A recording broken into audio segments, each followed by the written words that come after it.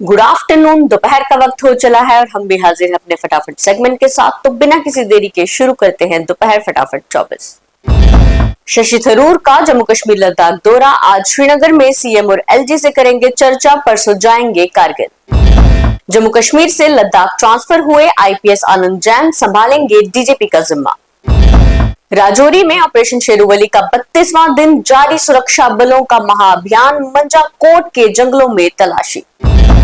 रामबन में विकास का नया दौर, कनेक्टिविटी और बुनियादी ढांचे को मिल रही रफ्तार, बोले मंत्री जावेद डार। कुलगांव में पुलिस का डबल एक्शन, जमाते इस्लाम के ठिकानों पर छापे। नार्को टेरर के खिलाफ भी सर्च ऑपरेशन शुरू।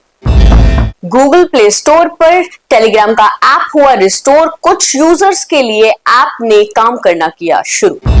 अगर ईरान समझौते से मुकरा तो जो करना पड़ा वो करूंगा, राष्ट्रपति ट्रंप की खुली चेतावनी।